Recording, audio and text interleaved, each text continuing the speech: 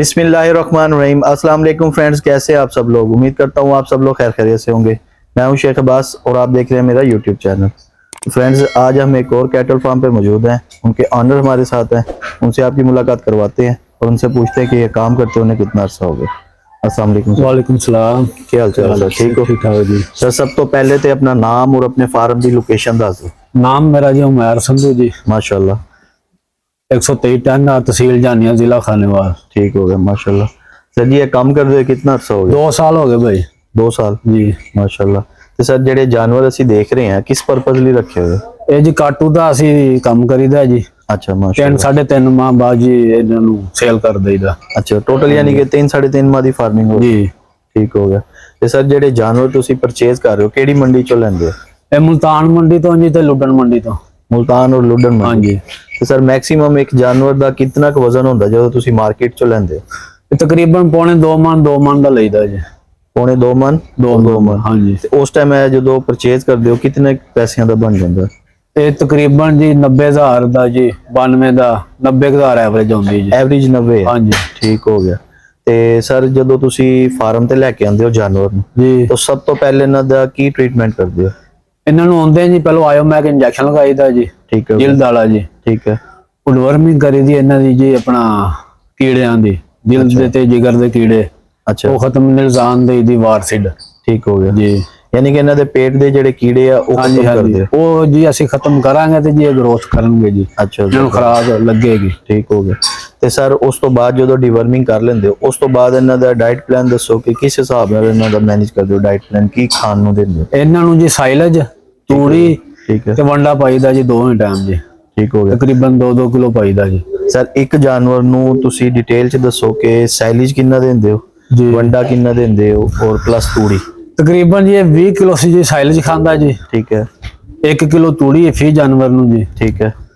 ਤੇ ਬਾਕੀ ਜੀ 2 ਕਿਲੋ ਵੰਡਾ ਇੱਕ ਜਾਨਵਰ ਨੂੰ ਪਾਈਦਾ ਜੀ। 2 ਕਿਲੋ ਵੰਡਾ। ਹਾਂਜੀ। ਸਰ, ਟੋਟਲ ਐਕਸਪੈਂਸ ਮਿਲਾਈਏ ਤੇ ਪਰ ਡੇ ਇੱਕ ਜਾਨਵਰ ਤੇ ਕਿੰਨਾ ਖਰਚਾ ਹੋ ਜਾਂਦਾ? ਤਕਰੀਬਨ ਜੀ 500 ਹੋ ਜਾਂਦਾ। 500 ਪਰ ਡੇ? 500 ਹਾਂਜੀ। ਠੀਕ ਹੋ ਗਿਆ। ਤੇ ਸਰ ਜਿਹੜਾ 500 ਖਰਚਾ ਕੀਤਾ 3 ਮਾਹ ਦੇ ਅੰਦਰ ਤਕਰੀਬਨ 45,000 ਰੁਪਏ ਅਮਾਉਂਟ ਬਣ ਗਈ ਹਾਂਜੀ ਖਰਚੇ ਦੀ। ਜੀ। ਤੇ ਜਦੋਂ ਜਾਨਵਰ ਤੁਸੀਂ ਪਰਚੇਜ਼ ਦੱਸਿਆ ਤੁਸੀਂ 90 ਤੱਕ ਦਾ ਹਾਂਜੀ 90,000 ਦਾ ਈਵਨ 1,20,000 ਦੇ ਕਰੀਬ ਅਮਾਉਂਟ ਬਣ ਗਈ। ਹਾਂਜੀ। ਤੇ ਸਰ ਜਦੋਂ ਸੇਲ ਕਰਦੇ ਹੋ 3 ਮਾਹ ਬਾਅਦ ਮੈਕਸਿਮਮ ਕਿੰਨੀ ਪ੍ਰੋਫਿਟ ਆ ਜਾਂਦੀ ਤੁਹਾਨੂੰ? 35 ਤੋਂ 40,000 ਰੁਪਇਆ ਜੀ ਇੱਕ ਜਾਨਵਰ ਹਾਂਜੀ। ਬਚਤ ਦੇ ਹਾਂਜੀ ਬਚਤ ਦੇ ਜਾਂਦਾ ਹੈ। ਠੀਕ ਹੋ ਗਿਆ। ਤੇ ਇਹ ਸਲਾਟਿੰਗ ਕਰਵਾਉਂਦੇ ਹੋ ਜਾਂ ਤੁਸੀਂ? ਨਹੀਂ ਨਹੀਂ ਜੀ, ਇਦਾਂ ਵਪਾਰੀ ਹਜ਼ਰਾਤ ਹੁੰਦੇ ਨੇ ਜੀ ਸਾਡੀ ਫਾਰਮ ਤੇ, ਅੱਛਾ ਅੱਛਾ ਉਹਨਾਂ ਨੂੰ ਦੇ ਦੇਈਦੇ ਆ ਜੀ। ਅੱਛਾ, ਵਪਾਰੀਆਂ ਨੂੰ ਸੇਲ ਕਰਦੇ ਹੋ ਤੁਸੀਂ, ਸਲਾਟਿੰਗ ਨਹੀਂ ਨਹੀਂ ਕਰਵਾਉਂਦੇ? ਨਹੀਂ ਸਲਾਟਿੰਗ ਨਹੀਂ ਕਰਾਉਂਦੇ ਜੀ। ਠੀਕ ਹੋ ਗਿਆ। ਤੇ ਸਰ ਅਸੀਂ ਤਾਂ ਕਾਫੀ ਸਾਰੇ ਜਿਹੜੇ ਫਾਰਮ ਦੇਖੇ ਆ ਜੀ ਉਹ ਤੇ ਤਕਰੀਬਨ ਜਾਨਵਰ ਰੱਖਦੇ 3 ਮਾਹ ਬਾਅਦ ਉਸ ਤੋਂ ਬਾਅਦ ਸਲਾਟਿੰਗ ਕਰਵਾਉਂਦੇ ਨੇ। ਉਹ ਸਾਈਡ ਤੇ ਤੁਸੀਂ ਕਿਉਂ ਨਹੀਂ ਗਏ? ਉਹਦੀ ਕੀ ਵਜ੍ਹਾ? ਬਸ ਜੀ ਆਪ ਇਹ ਕੰਮ ਅੱਛਾ ਹੈ ਜੀ, ਅੱਛਾ ਇਹ ਸਾਡੇ ਇੱਥੇ ਹੀ ਅੱਛੇ ਵਿਕ ਜਾਂਦੇ ਆ। ਅੱਛਾ। ਹਾਂਜੀ, ਇੱਥੇ ਸਾਨੂੰ ਮੁਨਾਫਾ ਅਲਹਮਦੁਲਿਲਾ ਠੀਕ ਹੋ ਸਰ, ਜਾਂਦਾ ਜਿਹੜੇ ਸਾਡੇ ਨਿਊ ਵੀਵਰਸ ਦੇਖ ਰਹੇ ਆ ਤੁਹਾਨੂੰ, ਜੀ। ਠੀਕ ਹੈ, ਅਗਰ ਉਹ ਇਹ ਕੰਮ ਨੂੰ ਸਟਾਰਟ ਕਰਨਾ ਚਾਹੁੰਦੇ ਨੇ ਤਾਂ ਉਹਨਾਂ ਨੂੰ ਕੀ ਮਸ਼ਵਰਾ ਦਿਓਗੇ? ਕਿੰਨੇ ਜਾਨਵਰਾਂ ਤੋਂ ਕੰਮ ਸਟਾਰਟ ਕਰਾਂ? ਇਹ ਜੀ ਬਹੁਤ ਅੱਛਾ ਕੰਮ ਹੈ ਜੀ, ਬੱਚਿਆਂ ਵਾਲਾ ਜੀ, ਬੱਚਾ ਫਾਰਮ ਅਸੀਂ 2 ਸਾਲ ਤੋਂ ਕਰ ਰਹੇ ਹਾਂ ਜੀ। ਮਾਸ਼ਾਅੱਲਾ ਬਹੁਤ ਪ੍ਰੋਫਿਟ ਮੰਦ ਹੈ ਜੀ, ਤੇ ਫਾਇਦਾ ਮਿਲਿਆ ਸਰ ਜੀ। ਜਦੋਂ ਫਸਟ ਟਾਈਮ ਤੁਸੀਂ ਕੰਮ ਸ਼ੁਰੂ ਕੀਤਾ ਸੀ ਕਿੰਨੇ ਜਾਨਵਰਾਂ ਤੋਂ ਸ਼ੁਰੂ ਕੀਤਾ? 32 ਜਾਨਵਰ ਪਾਏ ਸੀ ਜੀ ਅਸੀਂ। 32 ਜਾਨਵਰ? ਹਾਂਜੀ 32 ਤੇ ਜਾਨਵਰ। ਇਸ ਟਾਈਮ ਅਲਹਮਦੁਲਿਲਾ ਕਿੰਨੇ ਜਾਨਵਰ ਨੂੰ? ਇਸ ਟਾਈਮ ਮਾਸ਼ਾਅੱਲਾ ਜੀ 103 ਬਛੜਾ ਜੀ ਹਮਾਰੇ। 103 ਬਚੜਾ? ਹਾਂਜੀ। ਮਾਸ਼ਾਅੱਲਾ ਸਰ।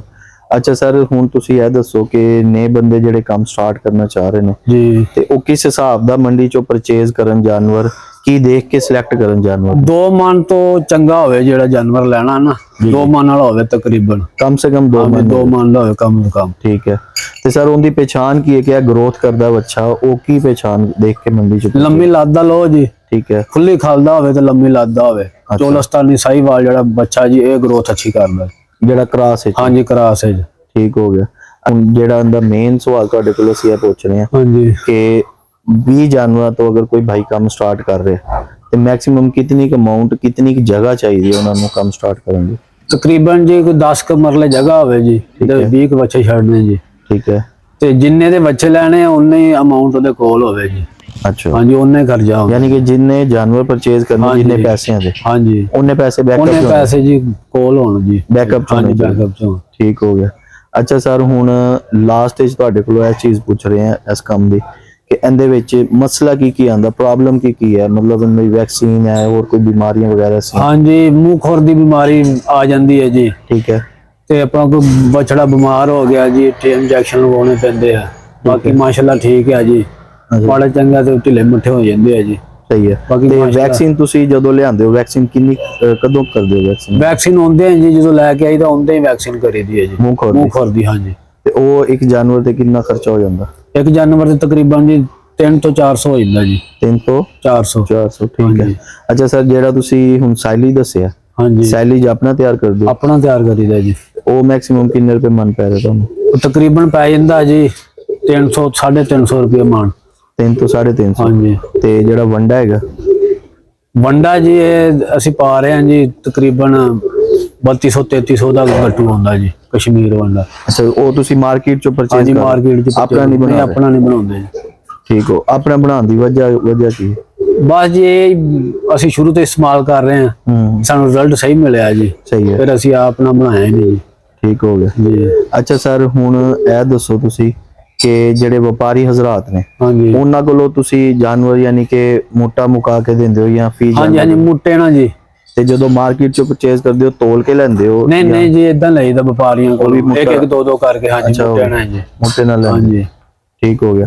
ਅੱਛਾ, ਤੁਹਾਡੇ ਹਿਸਾਬ ਦੇ ਨਾਲ ਹੁਣ ਸਲਾਟਿੰਗ ਤੋਂ ਬਿਹਤਰ ਕੰਮ ਹੈ ਇਹ? ਹਾਂਜੀ ਹਾਂਜੀ, ਮਾਸ਼ਾਅੱਲਾ ਇਹ ਠੀਕ ਹੈ ਕਿ ਜੀ। ਬਈ ਫੀ ਜਾਨਵਰ ਦੇ ਹਿਸਾਬ ਨਾਲ ਸੇਲ ਪਰਚੇਸ? ਕਈ ਲੋਕ ਕਰਵਾਉਂਦੇ ਆ ਜੀ ਸਲੈਕਟਿੰਗ, ਅਸੀਂ ਨਹੀਂ ਕਰਵਾਈ ਜੀ ਅਸੀਂ ਤਾਂ। ਠੀਕ ਹੋ ਗਿਆ। ਹਾਂਜੀ। ਅੱਛਾ, ਹੁਣ ਗਰਮੀ ਔਰ ਸਰਦੀ ਦਾ ਕੋਈ ਇਹਦੇ ਵਿੱਚ ਪ੍ਰੋਬਲਮ ਇਸ ਤਰ੍ਹਾਂ ਦੀ? ਕੋਈ ਨਹੀਂ ਜੀ, ਮਾਸ਼ਾਅੱਲਾ ਇਹਨਾਂ ਨੂੰ ਖੁਰਾਕ ਅੱਛੀ ਪਾਓ, ਇਹਨਾਂ ਨੂੰ ਕੋਈ ਨਹੀਂ, ਠੰਡ ਨਹੀਂ ਲੱਗਦੀ, ਸਰਦੀ ਨਹੀਂ ਲੱਗਦੀ ਜੀ। ਅੱਛਾ, ਯਾਨੀ ਕਿ ਸਰਦੀ ਗਰਮੀ ਦੇ ਅੰਦਰ ਕੋਈ ਐਸਾ ਫੈਕਟਰ ਨਹੀਂ ਹੈ? ਨਹੀਂ ਜੀ। ਠੀਕ ਹੈ। ਅੱਛਾ ਸਰ, ਸਾਡੀ ਜਿਹੜੀ ਹੈ ਵੀਡੀਓ ਲੋਕ ਦੇਖ ਰਹੇ ਆ, ਹਾਂਜੀ, ਵੀਡੀਓ ਦੇਖ ਕੇ ਅਗਰ ਤੁਹਾਡੇ ਕੋਲੋਂ ਕੋਈ ਮਾਲ ਹੈ ਪਰਚੇਸ ਕਰਨਾ ਚਾਹते ਤੁਸੀਂ ਸੇਲ ਵੀ ਕਰ ਦੋ? ਹਾਂਜੀ, ਸੇਲ ਕਰਦੇ ਹਾਂ ਜੀ। ਸਰ ਇੱਕ ਦਫਾ ਆਪਣਾ ਫੋਨ ਨੰਬਰ ਵੀ ਦੇ ਦਿਓ। 0345 ਠੀਕ ਹੋ। 29 24 156। ਸਰ ਐਡਰੈਸ ਇੱਕ ਕਰੀ ਦੁਬਾਰਾ ਦੱਸ ਦਿਓ। ਤਹਿਸੀਲ ਜਾਨੀਆ, ਜ਼ਿਲ੍ਹਾ ਖਾਨੇਵਾਲ, ਤੇ ਸਾਡੇ गांव ਦਾ ਨਾਮ ਹੈ ਜੀ 123 ਟਨਰ।